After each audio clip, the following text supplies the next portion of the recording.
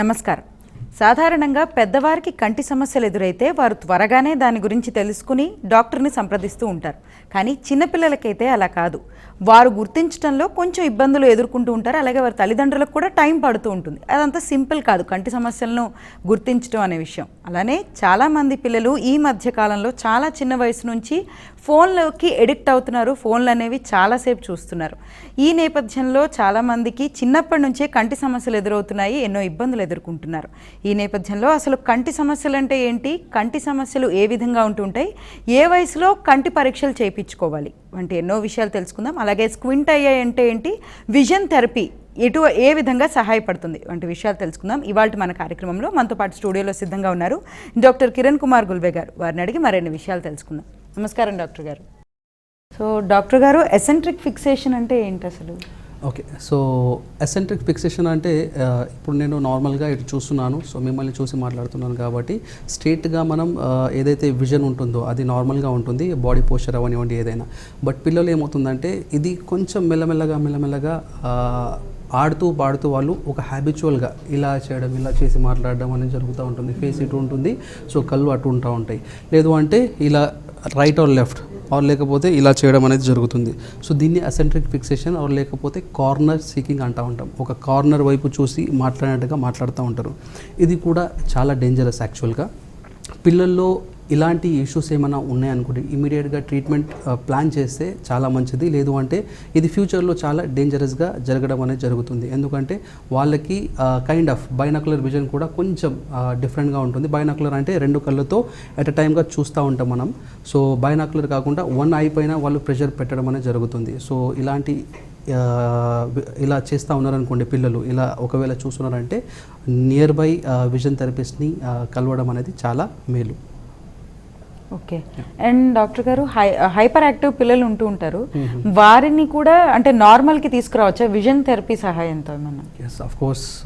హైపర్గా ఉన్నారనుకోండి, సో మనం చూస్తూ ఉంటే నార్మల్గా ఐ కాంటాక్ట్ కూడా ఇవ్వరు వాళ్ళు, రైట్? సో వాళ్ళు ఎగురుతూ ఉంటారు, అటు నుంచి ఇటు నుంచి అటు తిరుగుతూ ఉంటారు. సో వాళ్ళకి ఏంటంటే డిఫరెంట్ ఎక్విప్మెంట్స్ ఉంటా ఉంటాయి అన్నమాట విజన్ థెరపీలో.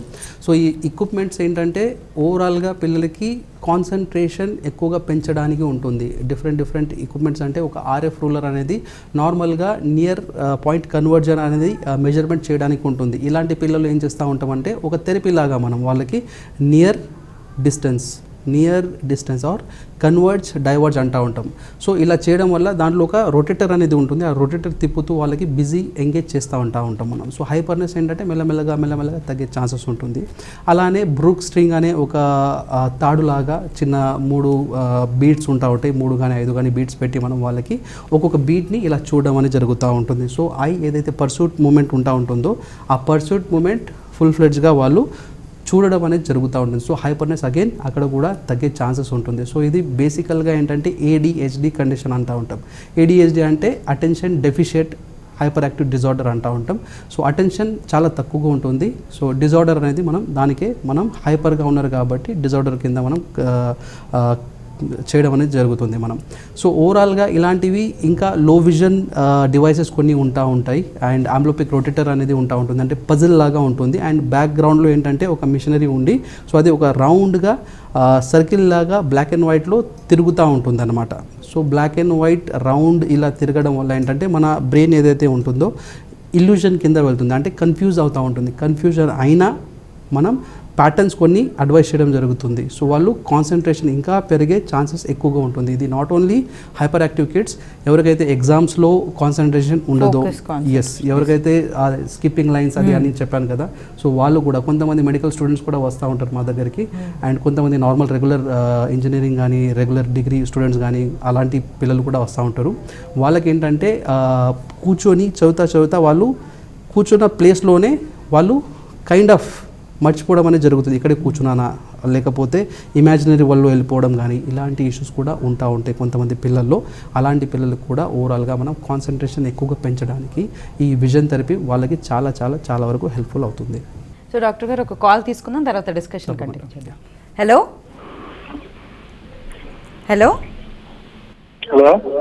నమస్తే అండి, మీ పేరు, ఎక్కడి నుంచి మాట్లాడుతున్నారు? హలో చెప్పండి మేడం. మీ పేరు, ఎక్కడి నుంచి మాట్లాడుతున్నారు? మేము మేము గుంటూరు దగ్గర నుండి మాట్లాడుతున్నాం. డాక్టర్ గారితో మాట్లాడండి, సమస్య వివరించండి. Hello sir. హలో అండి, చెప్పండి. సార్ చెప్పండి. హలో, టీవీకి దూరంగా డాక్టర్ గారితో మాట్లాడండి. మీ వాయిస్ వినిపిస్తుంది, చెప్పండి, మాట్లాడండి. సార్ ఇప్పుడు మనకి లాంగ్ సైట్ ఉంది కదా. అవును. హలో. అవునండి, లాంగ్ సైడ్ ఉంది. ఓకే, చెప్పండి. లాంగ్ సైట్ ఉన్న వాళ్ళు నాకు లాంగ్ సైట్ ఉంది సార్. ఓకే.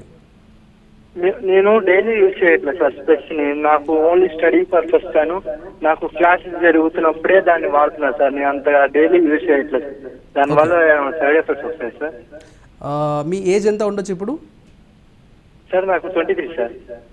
21 ఎబో ఉన్న వాళ్ళకి ఏంటంటే ఎస్, నార్మల్గా ఇప్పుడు ఎక్కువగా దూరం చూసే పని అయితే డెఫినెట్లీ గ్లాసెస్ అనేది కంటిన్యూగా పెట్టుకోవాలి. ఎందుకంటే 21 ఇయర్స్ వరకు హైట్ అనేది గ్రోన్ అప్ అవుతూ ఉంటుంది. సో 21 ఇయర్స్ లోపల ఉన్న వాళ్ళు ఎవరైతే ఉంటారో వాళ్ళు కంటిన్యూగా గ్లాసెస్ యూజ్ చేస్తూ ఉంటే పవర్ అనేది ఇంకా పెరగకుండా ఉంటుంది. సో 21 ఇయర్స్ తర్వాత కూడా ఒకవేళ మీకు దూరపు వస్తువులు ఎక్కువగా చూస్తూ ఉన్నారు, సో డ్రైవింగ్ ఉంది, లేదు అంటే అటు ఇటు అదర్ వర్క్స్ ఉంటా ఉంటాయి అనుకోండి, సో అప్పుడు మీకు కనిపించకపోతే మీరు ఇలా చేయడం అనేది ఉంటుంది. సో ఇలా చేయడం వల్ల ఐ పైన స్ట్రెయిన్ అయ్యి అగైన్ పవర్ పెరిగే ఛాన్సెస్ ఉంటుంది. బెటర్ గ్లాసెస్ అనేది కంటిన్యూగా చేయండి. గ్లాసెస్ కంటిన్యూగా చేస్తూ ఉంటే హెడేక్ కానీ స్ట్రెయిన్ అనేది అవ్వకుండా ఉంటుంది. నాట్ ఓన్లీ పవర్, సో ఈ రీజన్స్ కూడా ఉండొచ్చు. సో నార్మల్ స్ట్రెయిన్ అవుతుంది, హెడేక్ అవుతుంది అలా చెప్తా ఉంటారు చాలామంది. సో ఒక రీజన్ ఇది కూడా, స్పెక్టికల్స్ ఉన్నప్పుడు కూడా మనం అవాయిడ్ చేస్తూ ఉన్నాం అనుకోండి స్పెక్టికల్స్ పెట్టుకోకుండా, సో డెఫినెట్లీ ఇలాంటి ఇష్యూస్ రావచ్చు ఇన్ ఫ్యూచర్లో. ఓకే. సో డాక్టర్ గారు, అలానే స్క్వింట్ ఐ మెల్లకన్ను ఎట్లా కరెక్ట్ చేస్తారు? అండ్ అలానే చిన్నపిల్లల్లో తీసుకుంటే వాళ్ళకి 10 ఏళ్ల లోపే ఈ స్క్వింట్ ఐ కరెక్షన్ చెయ్యాలి అని అంటూ ఉంటారు, ఇది నిజమేనా డాక్టర్ గారు? So of course depends upon వాళ్ళకి ఎంత డీవియేషన్ అవుతుంది. అంటే మెల్లకన్ను అంటే నార్మల్గా ఒక కన్ను సహజంగా స్ట్రేట్ చూస్తూ ఉంటాం, ఇంకొకటి వచ్చేసి పక్కకి వెళ్ళిపోతుంది. లేదు అంటే ఒకటి స్ట్రేట్ ఉంటుంది, ఇంకొకటి లోపలికి ఉంటుంది. సో ఏదైనా లైక్ దీన్ని ఈజో అంటూ ఉంటాం, అండ్ పక్కకి వెళ్ళిపోయిన దాన్ని right side or temporal side అంటూ ఉంటాం, ఈ సైడ్ వెళ్ళిపోయినది ఎగ్జో అంటూ ఉంటాం. సో నార్మల్గా వాళ్ళకి ఎంత ప్రిజం వరకు కరెక్షన్ అవుతుంది అనేది ఇంపార్టెంట్. సో నార్మల్గా 8 ప్రిజం, 9 ప్రిజం, 10 ప్రిజం వరకు మనం definitely vision therapy through full ఫ్లెడ్జ్గా మనం నియర్ టు నార్మల్ తీయగలం, అంటే సర్జరీ లేకుండా. సో దానికంటే ఇంకా బియాండ్గా ఉందనుకోండి, డెఫినెట్లీ అలాంటి వాళ్ళకి మనం లైక్ స్క్వింట్ కరెక్షన్ సర్జరీ ఉంటాం మనం. సో అలాంటి సర్జరీ అనేది అడ్వైస్ చేయడం జరుగుతుంది. దాని తర్వాత కూడా విజన్ థెరపీ అనేది ఇంపార్టెంట్ ఉంటుంది. ఎగ్జాంపుల్, ఇప్పుడు చేతు విరిగింది అనుకోండి, చేతు విరిగితే నార్మల్గా ఆర్థోపెడిక్ ఏంటంటే నార్మల్గా ఫుల్ ఫ్లెడ్జ్గా సర్జరీ చేసి దాన్ని బోన్ని స్ట్రేట్ చేస్తూ ఉంటారు. స్ట్రేట్ చేసిన తర్వాత ఏంటంటే మూమెంట్స్ అనేది కదిలించద్దు అని ఇలా పెట్టుకుంటూ ఉంటారు. సో తర్వాత ఎప్పుడైతే మూమెంట్ ఇవ్వాలో, రైట్, సో అతుక్కున్న తర్వాత మూమెంట్స్ అనేది ఇంపార్టెంట్ ఉంటుంది. సో అలానే ఫిజియోథెరపీ అనేది అడ్వైస్ చేస్తూ ఉంటారు నార్మల్గా సర్జరీ అయిన తర్వాత కూడా. సో అలానే విజన్ థెరపీ కూడా, సర్జరీ అయిన తర్వాత కూడా విజన్ థెరపీ తీసుకుంటే ఫుల్ ఫ్లెడ్జ్గా ఏదైతే కరెక్టెడ్ చేశారో సర్జరీ దానికి ఫుల్ ఫ్లెడ్జ్గా వాళ్ళకి మజిల్స్ ఏదైతే ఉంటాయో ఎక్స్ట్రాకులర్ మజిల్స్, ఆ మజిల్స్ స్ట్రాంగ్ అవ్వడం అనేది జరుగుతుంది. తర్వాత మళ్ళీ మెల్లకన్ను రాకుండా ఉంటుంది. లేదు అంటే దేర్ ఆర్ ఛాన్సెస్ సర్జరీ అయిన తర్వాత కూడా మెల్లకన్ను వచ్చే ఛాన్సెస్ ఉంటుంది. అండ్ కొన్ని కేసెస్లో ఏంటంటే మనం సర్జరీ లేకుండానే వాళ్ళకి నియర్ టు నార్మల్ చేసే ఛాన్సెస్ ఉంటుంది. అది ప్రిజమ్ గ్లాసెస్ థెరపీ అంటూ ఉంటాం. ప్రిజమ్ గ్లాసెస్ అనేవి ఏదైతే ఉంటాయో నార్మల్ స్పెక్టికల్స్ కాకుండా ప్రిజమ్ లెన్సెస్ లోపల, స్పెక్ట్స్ లోపల పెట్టి వాళ్ళకి థెరపీ లాగా ఒక 1.5 ఇయర్ మనం కంటిన్యూగా అది అడ్వైస్ చేయడం జరుగుతుంది. దాంతోపాటు కొన్ని RF రూలర్ కానీ, లేదు అంటే ప్రిజమ్ బార్ అని, సో బ్రూక్ స్ట్రింగ్ అని, అలాంటి కొన్ని ఎక్విప్మెంట్స్ హోమ్ బేస్ థెరపీ కింద కూడా మనం అడ్వైస్ చేయడం జరుగుతుంది. సో అది కంటిన్యూగా చేస్తామంటే లైక్ స్క్వింట్ అనేది సర్జరీ లేకుండానే మనం నియర్ టు నార్మల్ తేవచ్చు మెల్లకన్నుని. ఓకే డాక్టర్ గారు, ఒక కాల్ తీసుకున్నా. ఎస్. హలో. Hello madam. నమస్తే అండి, మీ పేరు ఎక్కడి నుంచి మాట్లాడుతున్నారు? మేడం నా పేరు రాజేంద్ర సార్, నిర్మల్ నుండి మాట్లాడుతున్నాను. డాక్టర్ గారితో మాట్లాడండి. Sir good hello morning. అండి. Good afternoon sir. Good afternoon. Sir చెప్పండి. రీసెంట్ గా లెఫ్ట్ ఐ ఏంటంటే మనకు మామూలుగా ఊసులు వచ్చిన ఫీలింగ్ లాగా వెట్ అవుతుంది సార్ ఐ. ఓకే. నియర్ చూసేది కొంచెం డల్ గా అనిపిస్తుంది, లాంగ్ అంతా ఓకే ఉంది సార్. ఓకే. ఓకే. ఏజ్ ఎంత అండి మీది? Sir 37 sir. 37. నార్మల్గా మల్టిపుల్ ఫ్యాక్టర్స్ ఉండొచ్చు. నార్మల్గా 36, 37 ఆర్ 38 నుంచి ఏంటంటే ప్రీ ప్రెస్బయోపిక్ కండిషన్ అంటూ ఉంటాం మనం. సో నార్మల్గా ఏంటంటే ఏదైతే మజిల్స్ ఉంటాయి కదా మన ఐ చుట్టూ, సో సిలియరీ మజిల్స్ అనడం అనేది జరుగుతుంది. అవి ఏంటంటే ఎలాస్టిసిటీ అనేది కోల్పోవడం జరుగుతుంది మెల్లమెల్లగా. సో అది ఏజ్ రిలేటెడ్గా కొన్ని సమస్యలు జరగచ్చు, లేకపోతే ఏదైనా లైక్ ఐ ఇన్ఫెక్షన్ లాగా ఉండడం వల్ల కూడా ఇలా జరుగుతూ ఉంటుంది. బట్ ఎప్పుడైతే నియర్ సరిగా కనిపించట్లేదు అంటున్నారు కదా, అది age related issue. So pre presbyopic కండిషన్లో ఏంటంటే నార్మల్గా ప్లస్ లెన్సెస్ నియర్ కోసం అడిషన్ లెన్సెస్ అనేది ఇవ్వడం జరుగుతుంది. అంటే దూరం నార్మల్గానే ఉంటుంది, మీకు స్పెక్టికల్ లేదు కాబట్టి. సో నియర్ ఏదైతే ఉందో అది ఫుల్ ఫ్లెడ్జ్గా మనం గ్లాసెస్, ప్రోగ్రెసివ్ గ్లాసెస్ అని అంటూ ఉంటాం. ఇంతకుముందు బైఫోకల్ లెన్సెస్ అంటే రౌండ్గా ఉండేవి. ఆ రౌండ్గా ఉన్న లెన్సెస్ ఓల్డ్ జనరేషన్ అనమాట. ఇప్పుడు ఒకటే లెన్స్ అనేది ఉంటుంది. సో దాంట్లో దూరం, ఇంటర్మీడియట్ అండ్ నియర్ అనేది క్లియర్గా కంఫర్టబుల్గా ఉంటుంది. సో ఒకసారి ఆ ఎగ్జామినేషన్ చేసుకోండి. సో ఓవరాల్గా నియర్ విజన్ కూడా క్లియర్ అవుతుంది. అండ్ ఏదైనా అలాంటి ఇష్యూస్ ఊసులో ఉన్నాయని చెప్పారు కదా, అది నార్మల్గా యాంటీబయాటిక్ డ్రాప్ ఒక 1 వీక్ వాడితే సరిపోతుంది దానికోసం అయితే. సో డాక్టర్ గారు, ఇప్పుడు మీరు స్క్వింట్ ఐ గురించి చెప్తున్నారు, లేజీ ఐ అంటే కూడా అదేనా?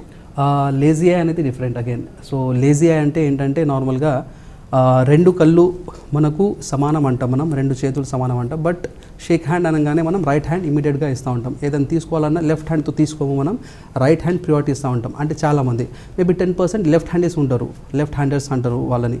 సో ఏదైతే ఎక్కువగా యూజ్ చేస్తూ ఉంటామో అది ఏంటంటే డామినేట్ చేయడం అనేది అదర్ హ్యాండ్ ఆర్ అదర్ ఐకి డామినేషన్ అనేది ఉంటుంది. సో దానివల్ల ఏమవుతుందంటే ఒక ఐ వచ్చేసి మెల్లమెల్లగా లేజీ అయిపోవడం అనేది జరుగుతుంది. లేజీ అవ్వడం అంటే నార్మల్గా వాళ్ళకి పవర్ ఉండొచ్చు, స్పెక్టికల్ పవర్ ఉండొచ్చు, ఉండకపోవచ్చు. బట్ చూపు మాత్రం తక్కువగా ఉంటుంది. ఒక కన్ను వచ్చేసి బాగానే ఉంటుంది, ఇంకొక కన్ను వచ్చేసి చూపు అనేది మెల్లమెల్లగా తగ్గిపోతుంది. సో దానికోసం ఏంటంటే లైక్ తగ్గిపోయిన చూపుని మళ్ళీ మనం చూపుని నార్మల్గా రావడానికి విజన్ థెరపీ ఇస్తూ వాళ్ళకి ఏమైనా ఇంకా అదర్ స్పెక్టికల్ కరెక్షన్స్ ఏమైనా ఉంటుంది అనుకోండి, అలాంటి కరెక్షన్ ఇస్తూ వాళ్ళకి ఏదైతే లేజీ అయి ఉంటుందో అది నియర్ టు నార్మల్ రావడానికి మనం ఆంబ్లోపియా కండిషన్ అనేది అంటూ ఉంటాం దాన్ని. సో ఆంబ్లోపియా కండిషన్లో లేజీ ఐని నియర్ టు నార్మల్ తేవచ్చు. సో ఇట్స్ బీన్ లైక్ ఒక 6 months వరకు టైం పట్టొచ్చు, ఆర్ మేబీ 1 year కూడా టైం పట్టొచ్చు కొంతమందికి. సో మనం ఒక కన్ను క్లోజ్ చేస్తేనే అదర్ ఐ తక్కువగా ఉందా లేదా అనేది మనం చూడొచ్చు. సో 2 కళ్ళతో చూస్తున్నాం కాబట్టి అంత నార్మల్గానే కనిపిస్తూ ఉంటుంది. ఒక కన్ను క్లోజ్ చేస్తేనే వేరే కన్ను కూడా సేమ్ కనిపిస్తుందా లేదా అనేది మనం గ్రహించాలి అది. సో లేజీ ఐకి ట్రీట్మెంట్ కూడా ఉంటుందండి. ఓకే. సో డాక్టర్ గారు, అలానే విజన్ సీకింగ్ బిహేవియర్ అంటే ఏంటి? ఓకే. అండ్ పిల్లల్లో అది ఏ విధంగా ఉంటుంది? Okay. So vision seeking behaviour అంటే నార్మల్గా పిల్లలు ఇప్పుడు ఈ మధ్య చాలా పిల్లలు ఏంటంటే ఆటిజం, ADHD ఈ మధ్య వింటూ ఉన్నారు. సో ఆటిజం, ADHD ఏంటంటే అండ్ లెర్నింగ్ డిజబిలిటీస్ అంటూ ఉంటాం మనం. So lack of socialization or isolated అయిపోవడం వల్ల, మేబీ కోవిడ్ వల్ల అనుకోండి, ఆర్ వేరే వాళ్ళతో మనం మింగిలప్ అవ్వకుండా ఓన్ వరల్డ్ క్రియేట్ చేసుకోవడం, వాళ్ళే ఆడుకోవడం జరుగుతుంది. వేరే పిల్లలతో మాట్లాడరు, వేరే పిల్లలతో ఆడుకోరు, ఇష్టం ఉండదు. వేరే వాళ్ళు పిలిచినా వాళ్ళకి నేమ్ కాలింగ్ రెస్పాన్స్ ఉండదు. ఇలాంటివి ఏంటంటే నార్మల్గా డిజార్డర్స్ అంటూ ఉంటాం మనం. సో డిజార్డర్స్ అంటే బ్రెయిన్ ఏదైతే ఉంటుందో నార్మల్గా IQ లెవెల్ మేబీ నార్మల్గానే ఉండొచ్చు, వాళ్ళకి 70, 80 ఆర్ 100+ ఉండొచ్చు. బట్ ఎప్పటికైతే వాళ్ళు డిజార్డర్ మనం అని కన్సిడర్ చేసామనుకోండి, సో వాళ్ళు ఏంటంటే ఫుల్ ఫ్లెడ్జ్గా ఐ కాంటాక్ట్ ఇవ్వరు ఒకటి. సో ఐ కాంటాక్ట్ లేకపోతే నార్మల్గా విజువల్గా వాళ్ళు లాంగ్ టర్మ్ మెమొరీ అనేది కొంచెం స్లో డౌన్ అయిపోతుంది. సో దానివల్ల ఏమవుతుందంటే నార్మల్గా వాళ్ళకి స్పీచ్ కూడా డిలే అయ్యే ఛాన్సెస్ ఉంటుంది. అంటే మాటలు కూడా లేట్ అవుతూ ఉంటాయి. చాలామంది పేరెంట్స్ అంటూ ఉంటారు, మా పాప 3 years వచ్చింది, ఇప్పటికి కూడా ఒక 2-3 letters మాట్లాడుతుంది. మా బాబు ఇంతకుముందు 2 yearsలో బాగానే మాట్లాడేవాడు, ఇప్పుడు మాట్లాడలేదు, 4 years వచ్చింది. సో పెద్దవాళ్ళు చెప్తూ ఉంటారు, 4 years కాదు నాన్న, నీకు 5 yearsకి వచ్చాయి మాటలు. అది 20-30 years బ్యాక్ అన్నమాట. సో ఇప్పుడు ఏంటంటే ఫుల్ ఫ్లెడ్జ్గా వాళ్ళకి పిల్లలకి డిజిటల్ గ్యాజెట్స్ ఉన్నాయి, మొబైల్, టీవీ. ఇప్పుడు ఏంటంటే 2 yearsకి మాట్లాడేస్తున్నారు పిల్లలు. 1.5 year వచ్చేసరికి 10 to 20 words మాట్లాడేస్తున్నారు. 2 years వచ్చేసరికి నార్మల్గా ఒక 100 words వరకు మాట్లాడేస్తున్నారు పిల్లలు.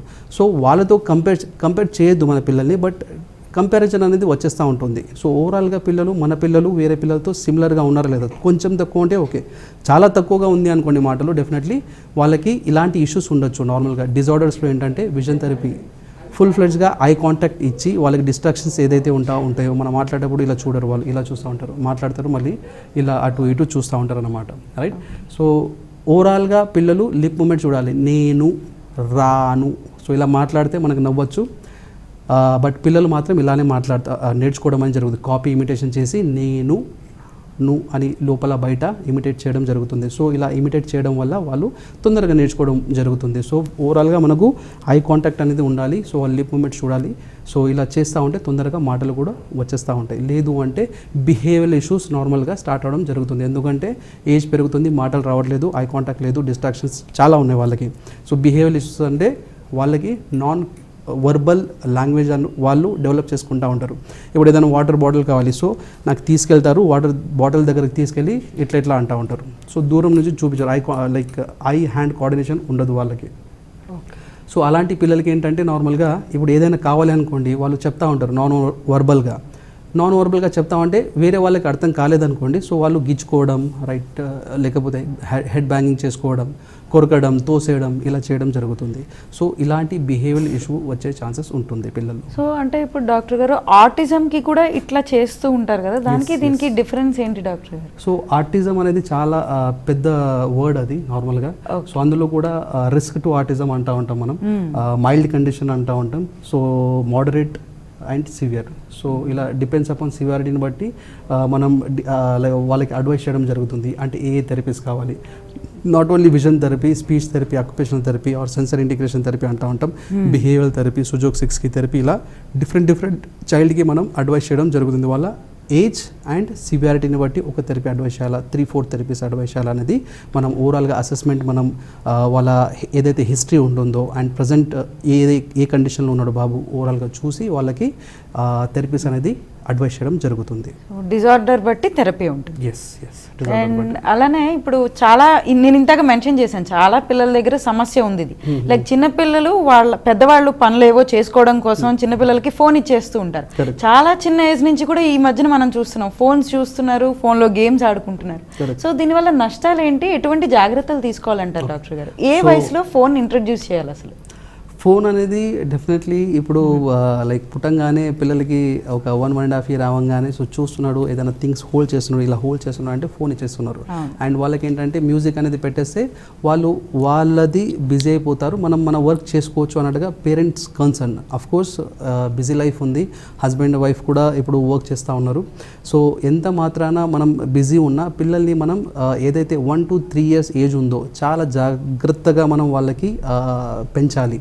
సో ప్రతిదీ ఏంటంటే మనం ఫోన్స్ ఇవ్వకుండా మనం వాళ్ళతో నార్మల్గా ఏదైతే మాన్యువల్గా మనం ఎలా అయితే ఆడుకునే వాళ్ళం ఇంతకుముందు అలానే మనం ఆడుకోవడం అనేది చాలా ఇంపార్టెంట్. పిల్లలకి అవుట్డోర్ యాక్టివిటీస్ నార్మల్గా చెప్పులు లేకుండా బయటికి తీసుకెళ్ళడం, వాళ్ళకి నడిపించడం, లేదు అంటే ఎత్తుకొని ఏదైనా చూపించడం, దూరపు వస్తువులు, ఇలా చేస్తూ ఉంటే ఏమవుతుందంటే వాళ్ళు ఎంగేజ్ అయిపోతూ ఉంటారు. సో ఒకవేళ ఫోన్ అడిక్షన్ అయిపోయింది అనుకోండి, సో వాళ్ళు ఏంటంటే డిఫరెంట్ మ్యూజిక్ అనేది ఇష్టపడతా ఉంటారు. రైమ్స్ ఏదైతే ఉంటాయో సో రైమ్స్ అనేది అలవాటు అయిపోతూ ఉంటుంది. సో ఓవరాల్గా ఏంటంటే వాళ్ళు ఒక న్యూ వరల్డ్ క్రియేట్ చేసుకుంటూ ఉంటారు, డిజిటల్ వరల్డ్ అంటూ ఉంటాం మనం. సో ఇందులో నుంచి మళ్ళీ అడిక్షన్ అయినప్పుడు బయటికి రావడం అనేది చాలా కష్టమైపోతుంది. ఇవి అన్నీ బిజీ అయిపోయారు అనుకోండి, మాటలు రావడం కూడా డిలే అయిపోతుంది. సో పిల్లలకి ఏంటంటే నార్మల్గా 2 yearsకి అయినా ఫోన్ ఇవ్వచ్చు, కాకపోతే 5-10 minutes, not more than that. So 3 years or 5 years ఆ ఏజ్కి వచ్చారనుకోండి ఒక 1/2 hour ఇవ్వచ్చు, దానికంటే ఎక్కువ కాదు. సో 7-8 years వచ్చారనుకోండి ఒక 1 hour ఇవ్వచ్చు. 10 years వచ్చిన తర్వాత డెఫినెట్లీ మీరు ఫోన్ ఇవ్వచ్చు, నో ఇష్యూస్. బట్ అది కూడా ప్రొటెక్షన్ గ్లాసెస్ ఏమైనా ఉన్నాయి అనుకోండి, ఆర్ ఏమైనా డెఫినెట్లీ వాళ్ళకి వర్క్ ఏమైనా ఉంటేనే అవి మొబైల్తో ఎంగేజ్ చేసేటట్టుగా ఉండాలి. సో ఎంతవరకు పిల్లలకి మొబైల్ అవాయిడ్ చేస్తే అంత మంచిది. ఓకే డాక్టర్ గారు, విజన్ థెరపీ గురించి, అలాగే స్క్వింట్ ఐ, అలానే పిల్లలకి కంటి సమస్యలు ఏ విధంగా రాకుండా ఉండాలో చాలా చక్కగా వివరించారు. థ్యాంక్ యూ సో మచ్ అండి. Thank you. సో చూసారు కదండి, చిన్న పిల్లలకి ఫోన్ అనేది చాలా జాగ్రత్తగానే ఇవ్వాలి, ఒక రిస్ట్రిక్టెడ్ టైంలోనే ఇవ్వాలి అని చెప్పి డాక్టర్ గారు చెప్తున్నారు. అలాగే స్క్వింట్ ఐ, విజన్ థెరపీ గురించి కూడా చాలా చక్కగా డాక్టర్ గారు వివరించారు. సో ఇది ఇవాళ కార్యక్రమం. మరో కార్యక్రమంతో మళ్ళీ కలుసుకుందాం. అంతవరకు సెలవు. నమస్కారం.